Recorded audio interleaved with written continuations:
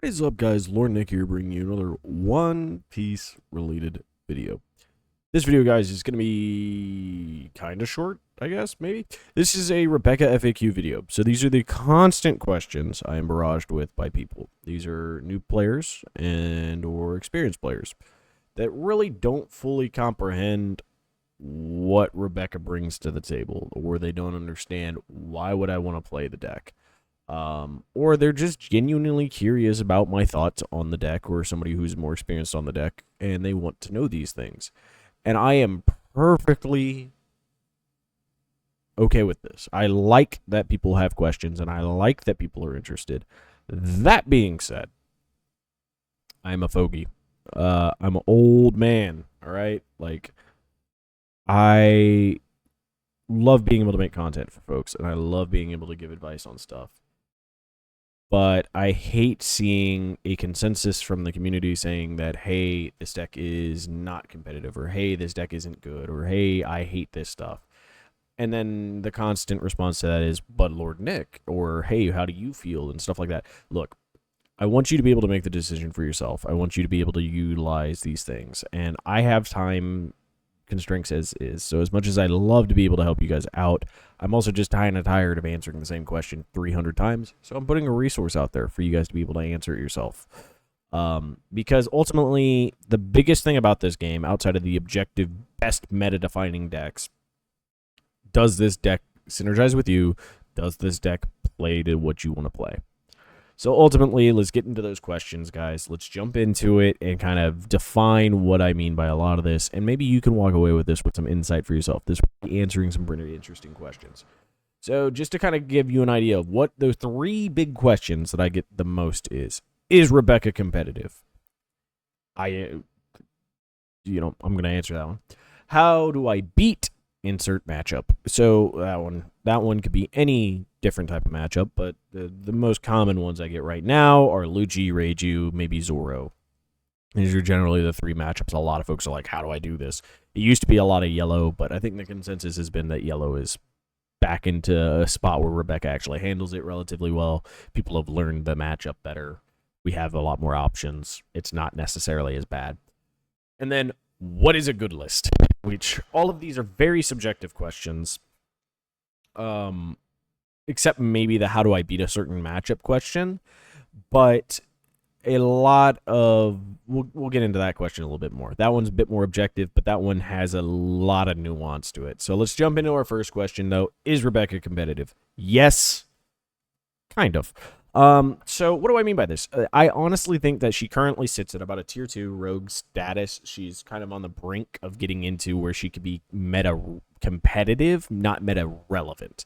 And what do I mean by this? So meta, when I say meta relative opposed to meta competitive would just be these are the top dogs, right? These are the folks that are defining the meta or are such a big factor in the meta that they force people to have to answer to them or direct answer to the meta. So the example of this right now would be the fact that we have Lucci, and then a direct answer to Lucci being so prevalent is starter deck 14 Luffy, right? We have our Luccis that are really, really big on being able to play this cost-based removal, and what do you do to answer that is by making your stuff cost more and more difficult to remove, while also having some removal yourself. So that is a direct meta counter. These would be meta competitive in my mindset. Now, a meta-relevant deck is somebody who can disrupt somewhat of the meta. They play well into the meta, maybe, or they play, or they are more or less kind of like a curveball that you don't really need to tech for, but are also like not non-existent, right? So Rebecca is not currently meta-relevant, and the reason she's not meta-relevant is not enough people are playing her, right? She's a hard deck to play. And so she kind of falls into this category of if you put enough time and effort into her, we see results, right? A lot of people see results with her. You don't have to put so much time and effort into her to make her like god tier for locals or anything like that. You only have to play her a little bit to become good at her at locals or even some smaller tournaments. But we're starting to see her pop up in like OPO9 over in the East a little bit as a local stomper to a degree. And people are wondering what's going on there. Well, she has combos, she has play lines, she has these things that you kind of have to be aware of and be ready for. And so because of this, between that and a couple other aspects of her, and the fact that she's just genuinely plays very differently than most other decks, she is very difficult to pilot. There's a lot of things that can go wrong, so if you're not aware of them, then they most likely will go wrong. And then there's so many things that you could play perfectly right, and because you just don't have certain type of pressure, or your leader doesn't have the ability to really do anything, that you do happen to lose in certain situations. So sometimes the RNG can feel very fluctuating in the deck, even though I don't think that they're, the one RNG that can hurt you is bricking, but like almost every black deck has that issue of bricking. Sorry, a little bit dry in the throat. Should have had something to drink while I went into this video. But is she good? Yes, and I think she is very much a competitive deck. I think that she takes more time and effort, which means that she is not a meta-relevant or meta-competitive deck, which is why she fits into that rogue tier, that tier 2, so perfectly. She's very strong, and in the proper pilot's hands, I think that she could easily be in easily a top 32. Above that, it's a little bit arguable because the fact that the other matchups don't have to play nearly as perfectly, and they don't have to rely so much on their draws, because sometimes they can just get away with bad draws and still get out of it. Whereas with Rebecca, there are certain things you kind of need to see. There are certain things you kind of have to have, and because of that, she's a little bit more finicky. There is a little bit of an aspect of your RNG can be just bad enough to make you lose it. Whereas most of the other decks are a little bit more resilient to that RNG, but they also don't have as much of like the pilot outplay aspect that is needed as well. So like there are a couple of things that are holding her from being meta warping, meta defining, or in the words that I put together, meta competitive or meta relevant. She is a rogue tier deck, but that being said, she is good enough that she can actually function at a competitive level. That being said, our next question. How do I beat this bad matchup? The general question people are asking is the bad matchups. How do I beat bad matchups with Rebecca, right?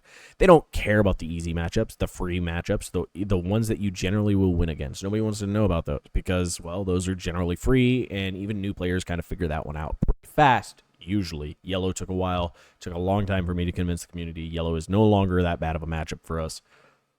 Our deck is just suited to deal with yellow. If you're playing it, at least in the fatigue variant that I play, it is suited to deal with yellow. If you're playing more of a gecko variant, then maybe not. It can be a little rougher. But the biggest things I can say is I will not ever have a perfect answer. And there are going to be people that will nitpick it. There are going to be people that are going to tell you that's not how you answer this. There are going to be people that are telling you their own ways of how they deal with stuff. And some of that shit gets spicy, and some of that shit is cool. But I'm going to tell you right here, right now, you don't have to get that down and dirty, that critical with it.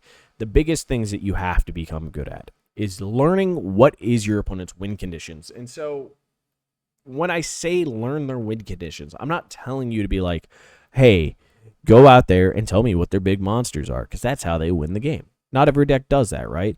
Zuro, for instance, doesn't win with big giant sweepers. Guess what? They put constant board pressure on you until you either handle their board pressure or you get overwhelmed by it. And if you handle it, they have a handful of cards that help them close the game out to try to win. And if you can stall through that, or you are at enough life to where they can't really do that, they lose the game. It's pretty hard to do for the Rebecca side because your leader can't attack, right? So that win condition is kind of difficult for us to set off without some tech cards, right? So, but that's also because I'm playing a fatigue version of Rebecca. The Gecko versions that are running the Hound Blazes and some more early game proactive cards have a better way of dealing with Zuro. So if that's the case, then we now have to define what is our win condition. What is your Rebecca's win condition, right? Currently, as I've mentioned, there are relatively two mainstay variants of how you play Rebecca. Be it the more Gecko Moria, that is a tempo kind of faster-paced control mid-game control deck. It is still a control combo deck, but it is much more about trying to gain board advantage, get that board advantage to immediately try to close the game out. Whereas I play something more of the fatigue variant. My strategy is to slowly grind out my opponent's resources, wear out their board state, develop a dang near unkillable board state of my own, and put them so far behind and so far in the ground off of their resources that by the time I'm swinging at their life, there's nothing else they can really do. And these are kind of your two main Rebecca win condition strategies. So you have to understand what your win conditions are, and you have to understand your strategy to meet your win conditions. On top of that, you should know what your opponent's win conditions are. Do they go for a big, giant, wide board state that can just overwhelm you early? Do they play like Lucci, who is just incrementally putting out annoying attackers that also give them good removal, while they chip away at your life, keeping your board state low, but putting constant pressure on you and threats onto the board? Do they play something like an Anel, who's just like, screw it. I take all the damage, and then I just start playing overwhelmingly large bodies while preventing you from finishing me off, and you run out of resources before you can kill me? Do you, there's so many different conditions. There's so many different ways that decks win. Bonnie likes to turtle up and put up a giant wall and control how often you get to attack back at her or how much pressure you can put on her board state, right? So, like, when you look at it, you need to understand these things, right? Because just knowing your win condition isn't going to win you the game. Because if your opponent's win condition is counterproductive to yours, and you are only playing to your condition without trying to disrupt or do something that stops theirs, you're going to lose, right? If you're playing the Gecko tempo build, and all you're doing is trying to fill up your trash so that you can get your Luffy combo off, well, if they put up enough blockers, that doesn't matter.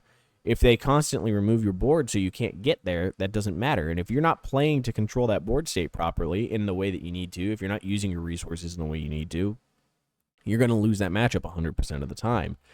And so when you're looking at these bad matchups, your Luccis, your apparently black-yellow Luffys, that one I don't understand. I feel like that one's a pretty free. As long as you're running Gravity Blade, that matchup is relatively free. Maybe not so much as it was, but get rid of their Sabos and they can't do nothing. Anyhow, if you're playing into whatever you consider a bad matchup, Zero, Lucci, whatever your bad matchup is, your first step is knowing how you want to win, knowing how they want to win, and how those two things interact. Learning how they interact, and it's not about winning it every single time. It's about learning more about it every single time, and then being able to go back into your deck building and decide, is this a matchup I have to win? Is this a matchup I'm going to see so often that I need to tool my deck to be able to handle this, even if it sacrifices some other matchups, right? And that's a big thing that you have to decide. How many tech cards do you need? And that's a personal belief, and it's a personal construct. I can't give you a perfect answer to all of this. There's no one-size-fits-all. We are not a meta-defining deck, right? The difference between a rogue deck and a meta-defining deck, outside of the fact of just like how much you warp the meta, is also deck consistency, right? Like when you look at the Luccis, they're going to have very similar lists with maybe one or two spicy different cards. When you look at the Rebeccas, the field is, you can play anything. You could try to figure out anything, and there's so many different variants of them. We have the abolitionist movement in our dang Discord going around talking about how you can play without Sabos because it's not important. I think that's completely wrong, but, hey, leave Penguin to his beliefs. Let them do what they do, all right? But I can't prove it's wrong, right? For me, Sabo's been amazing. For them, I use it as a counter. I don't use it often. Okay, cool. All right, their belief is it's a counter, so I'm just going to put a better and more usable counter then. And it works for them. They get away with it. And that's the thing, is we're not a solved deck. We are not a meta-defining deck. We are not powerful enough innately where the deck itself just doesn't have any fail. There's so much pilot need in this deck. Like, other decks can be hard to play. Lucci can be hard to play at a high competitive level correctly. But the deck has such a high innate power to it, and its win condition is so straightforward and easy to understand across almost every build, that it just kind of does that across every build. Rebecca's win condition changes. Like I said, there are two very vastly different ways of how you finish and close a game out. So those things help define that aspect of how you handle these matchups. And the last big thing of how you define beating a bad matchup is, well, what type of competitive are you trying to beat? Or competitor do you want to be? What type of competition are you playing for? If you're just playing at your locals, it's a lot easier to solve your local meta than having to try to guess what people are going to play at big tournaments. So just see what your people are playing around. Become friends with people in your community. Understand, oh man, we got a really toxic community full of like 8 and L players.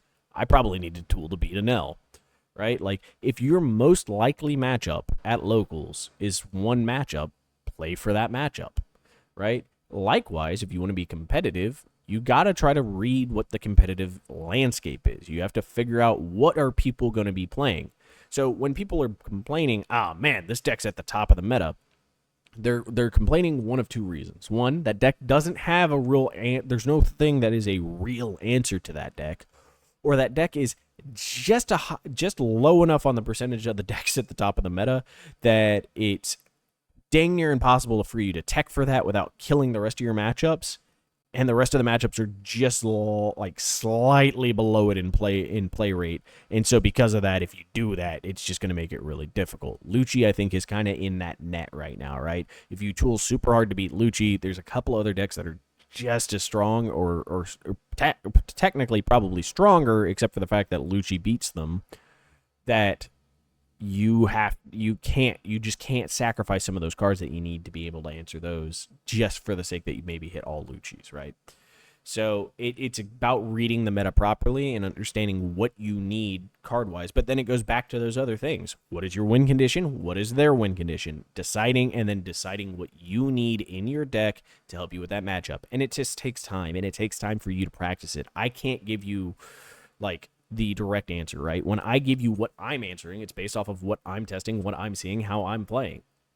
And if you don't play exactly like how I play, if you don't test exactly how I test, it's gonna look vastly different for you, right? Like even people that are in Lucci pods. One of the answers I got from the Discord when I was asking, so is this the general consensus? Is well, it really depends what pod you're playing in, because if you're playing in this pro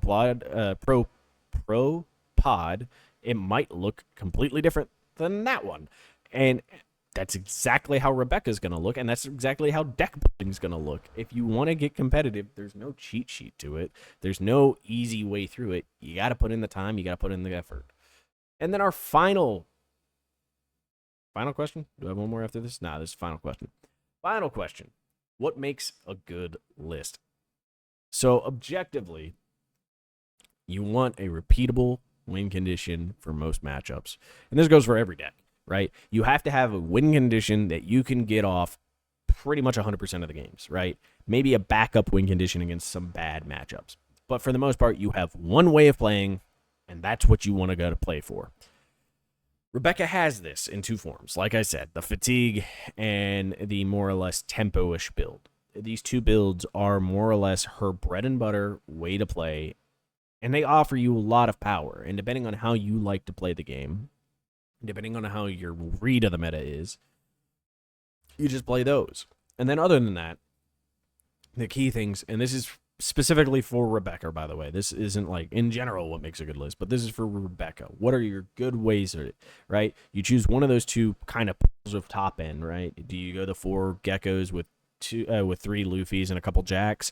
Do you go into the Kuzumaki where it's Kuzan, Aramaki, Luffy kind of top end, and maybe you splash in a jack or two, right? Or maybe you just go hella heavy into the top end. You splash in a gecko, you toss in 2 jacks, you have 1 Aramaki still for whatever reason, 3 Kuzans and 3 Luffys, and you're just playing everything good in that deck, but it's early game is trash. I don't know if that's a build. I don't recommend trying that one. That one sounds terrible. But like, determine your win condition with Rebecca, right? Pick one of these kind of ideas that you like. Look into them. I'm going to be showing off a lot more of the fatigue stuff because that's just how I enjoy playing. It doesn't mean it's the only way to play her, right?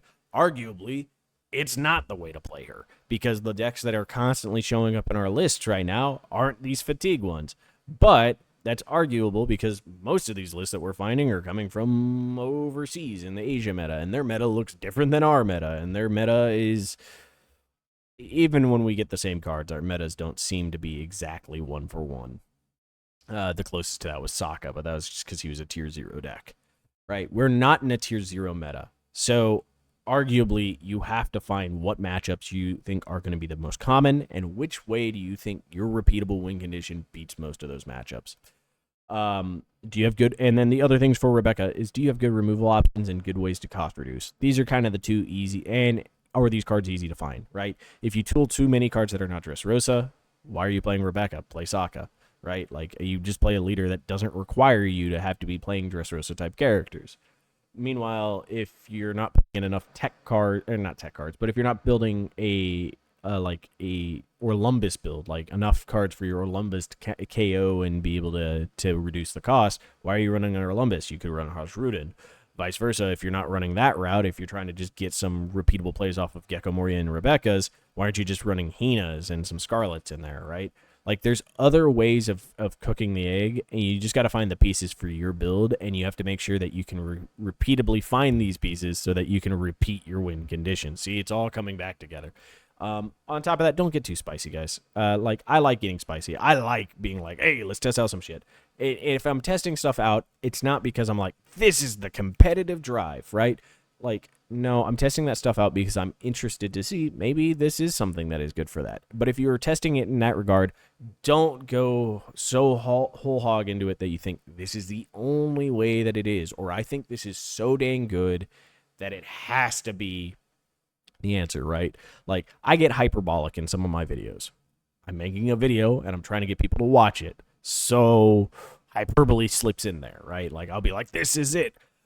Fucking Jozu is the best, right? Well, I fucking egg on my face, all right? Like, Jozu has not been nearly as insane as I'd hoped he would be. He's not bad by any means, but we're just in a meta where six cost is an awkward cost, because oftentimes it feels like I need 7 answers or I need 5 answers, and so I'll hold on to the Jozu's way too long, and it's misplaced by me. He might actually be insane, and maybe I was not wrong in claiming he's insane, and I'm just a terrible player. But ultimately, find the things that you are going to spice in there, the tech cards, test them out, figure out solutions for yourself. Asking, the ultimate about all of this is asking somebody in a position of authority, for whatever reason I might be in one, about the thing that they might be good at. And my guys being good at Rebecca isn't going to net you the exact answers you need. I'm not going to just give you some enlightenment amount of just going into it, right? I might be considered by some a Rebecca expert. But just because I'm considered a Rebecca expert doesn't mean I don't have shit I need to learn about this deck, or I don't have to learn about One Piece. Shoot, just this last week, we're arguing over 7-drop Rebecca, and I was so on the like, no, there's no fucking way they're not going to allow this to be just good in Rebecca on itself, right? Like, it's 2 activation costs. I had multiple judges agreeing with me of like, oh, because of the 2 activation costs, it's different.